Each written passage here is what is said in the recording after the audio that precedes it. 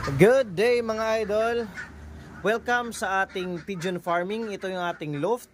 As you can see mga idol, meron tayo ditong more than 20 heads na pigeon or common pigeon or domestic pigeon mga idol. Yan o. Yan, pinakain ko na sila. Yan o. So ito yung ating loft para maka-harvest tayo ng ating squab meat.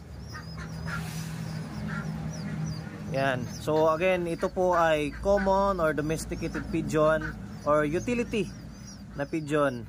So for ano natin, meat production to. Mga idol, hindi to fancy or yung pang racing pigeon natin mga idol. Yan o. Yan. Marami sila. So instead na pakawala natin, paggalagala lang sila, enclosure na natin para di tayo makapirwisyo or makadamage ng mga crops or yung lalong-lalo na kapag magbilad yung mga farmers, mga ano natin dito, kapitbahay. Kasi malakas tong kumain mga idol, you know? Ito yung pugad nila. Ayan. Ayan, may sisiw dyan isa.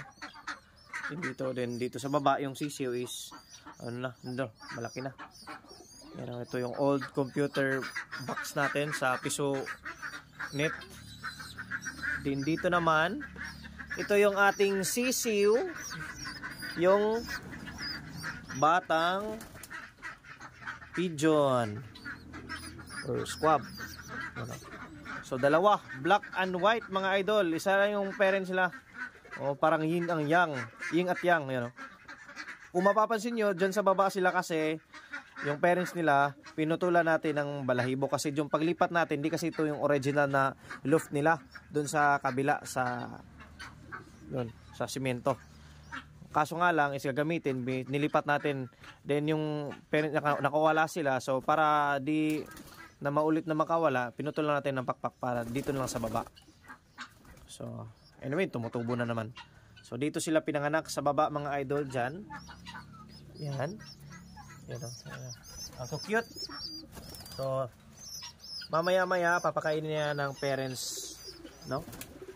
So as you can see, may mga banding tayo dyan sa sa legs nila, sa paa, para malaman natin kung ano yung linyada na galing sa iba. So shout out kay Jason Suazo.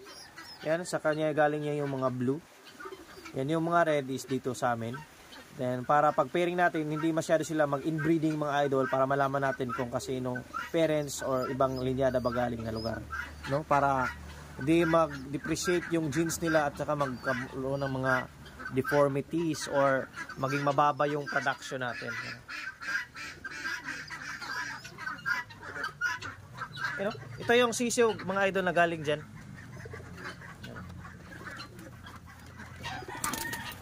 Gusto nyo, ano? Ito yung huli tayo. You know, may pakpak mga idol ha. You know, ito yung ating pigeon. So ito walang banding ito kasi wala pang pares. Kapag may pares na, binabanda natin para malaman natin ano na to, productive na or nag-start na siya sa breeding. Kasi yung wala pa, hindi pa natin binaband. Yung ano lang, yung galing sa yung blue is may banding na kasi yan yung ating infuse or gagamitin galing sa labas, let's say import para mag-infuse ng new blood dito sa ating loft or sa ating pigeon farming. You know, adami mga idol.